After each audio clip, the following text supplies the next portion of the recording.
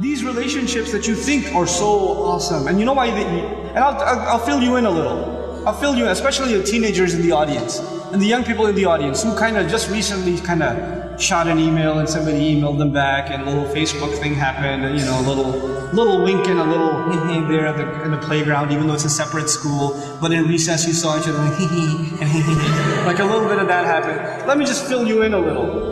All of this is a product of low self-esteem. You think you're ugly.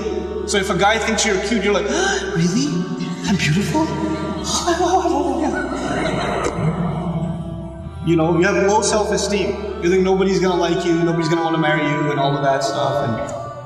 And on the other hand, the guy, we don't have good friendships and good relationships, and we're looking for something. And most of the guys, I don't have to tell you what's going on in your head. You and I have ijma' on this issue. The things that go on in our head. There's no reason for me to explain all of that to you, But just because you have raging hormones and you're like daydreaming about girls and things like that, it doesn't mean that you're in love. It just means that you haven't controlled your temptations yet. And you're ruining somebody's life. You're ruining an entire family. You realize what you're doing? And you call it love? You tell me if she was like 50 pounds fatter, you still be in love? Because she's the same person, same ruh inside her jasad, right? If she was a burn victim or something, if her hand burnt off, or her ear was missing, you still be in love? Or you'd find somebody else to love all of a sudden? And if you can't answer that question honestly, then come on, you're not in love, you're just hormonal.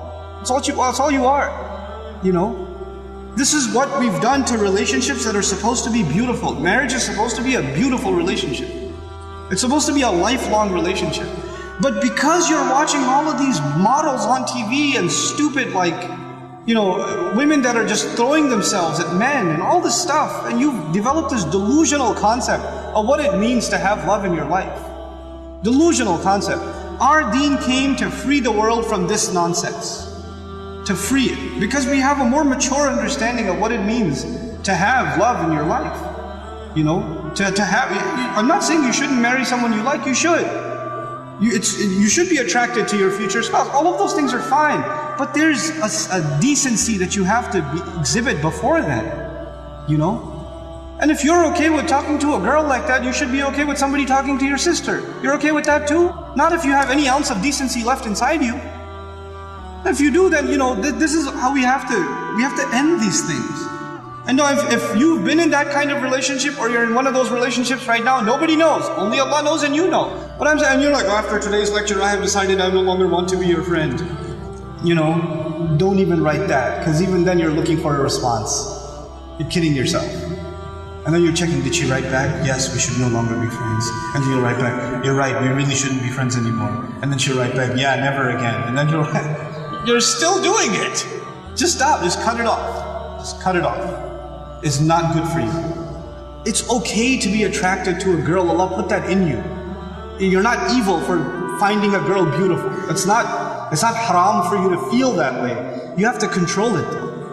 You have to control yourself. Our deen teaches us self-control. And if you cannot exhibit self-control in one aspect of your life, you'll lose self-control in other aspects of your life.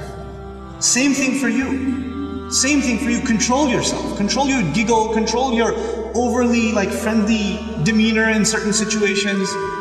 Don't be oblivious to, don't say we're just friends, or he's like a brother to me. If he ain't your brother, he ain't your brother. That's it.